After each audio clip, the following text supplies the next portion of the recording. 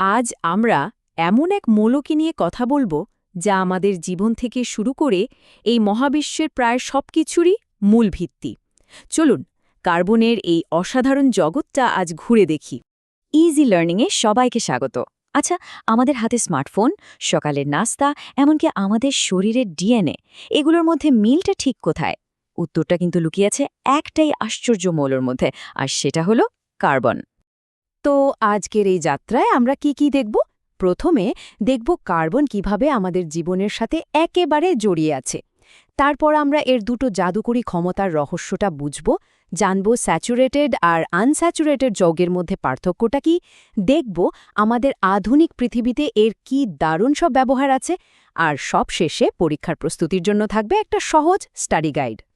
তাহলে চলুন একদম প্রথম ধাপ থেকে শুরু করা যাক, কার্বনকে কেন জীবনের মূল উপাদান বলা হয়। আচ্ছা, একটা ছোট্ট ধাঁধা দিয়ে শুরু করি। আমাদের রোজকার খাবার, পরনের পোশাক আর জীবন বাঁচানোর ওষুধ, এই সবকিছুর মধ্যে সাধারণ মিলটা কোথায় বলতে পারবেন? বিশ্বাস হোক বা না হোক, উত্তরটা হলো কার্বন।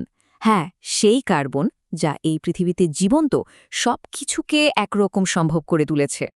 কিন্তু এখানেই আসল মজাটা।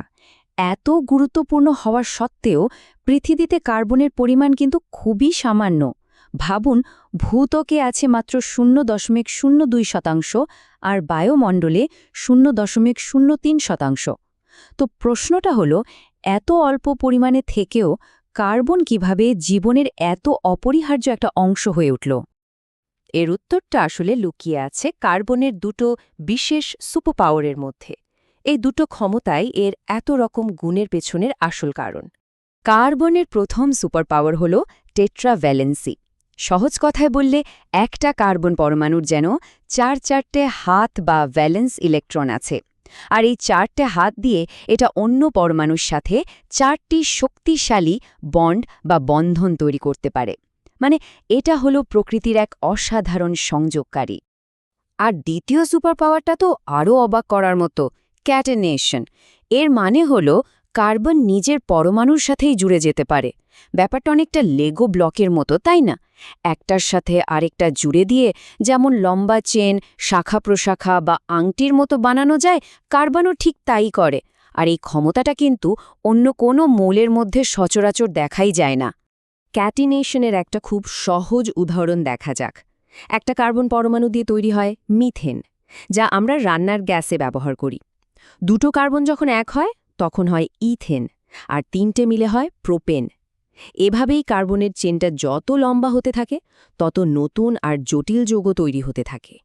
কার্বনের এই বন্ড তৈরির ক্ষমতার জন্যেই মূলত 2 ধরনের যৌগ তৈরি হয়।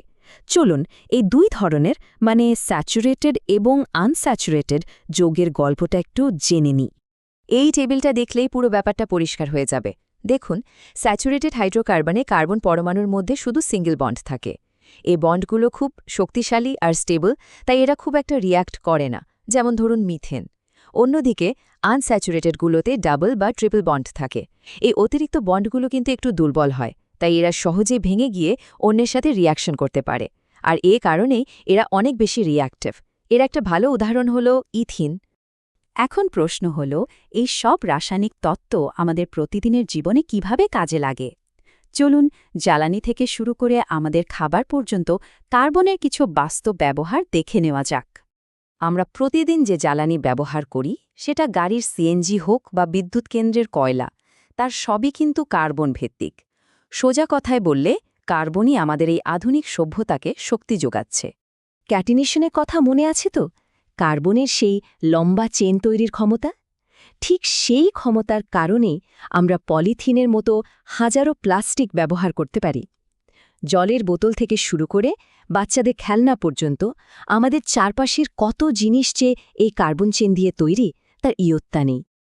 এমনকি আমাদের রান্নাঘরেও কার্বনের একটা বড় ভূমিকা আছে।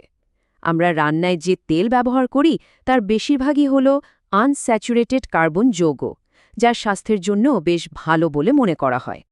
এবং সব শেষে সবচেয়ে গুরুত্বপূর্ণ কথাটা হলো, কার্বন শুধু আমাদের চারপাশের জিনিসপত্রেই নয়, আমাদের নিজেদের অস্তিত্বেরও একেবারে মূল ভিত্তি। আমাদের ডিএনএ থেকে শুরু করে জীবন রক্ষাকারী বিভিন্ন ওষুধ পর্যন্ত সব কিছুই আসলে কার্বনের এক অসাধারণ শিল্পকর্ম। বেশ, তাহলে আজকের এই লম্বা আলোচনা থেকে মূল কোন বিষয়গুলো আমাদের অবশ্যই মনে রাখতে হবে চলুন সবকিছু এক ঝলকে দেখে নিই। তাহলে মূল কথাটা হলো কার্বনের এই অসাধারণ গুণের পেছনে আছে দুটো জিনিস। এক, টেট্রাভ্যালেন্সি, মানে তার 4টি বন্ধন তৈরির ক্ষমতা, আর 2, ক্যাটেনেশন, মানে নিজের পরমাণুর সাথেই লম্বা চেন তৈরির ক্ষমতা। আর এই দুটো বৈশিষ্ট্যের জন্যেই স্যাচুরেটেড এবং আনস্যাচুরেটেড যৌগ তৈরি হয়, যা পৃথিবীতে লক্ষ লক্ষ বিভিন্ন যৌগের জন্ম দিয়েছে। আজকের মতো এইটুকুই। বিজ্ঞানের এমন আরও অনেক রোমাঞ্চকর বিষয় সহজভাবে জানতে আমাদের চ্যানেল ইজি লার্নিং সাবস্ক্রাইব করুন। ধন্যবাদ।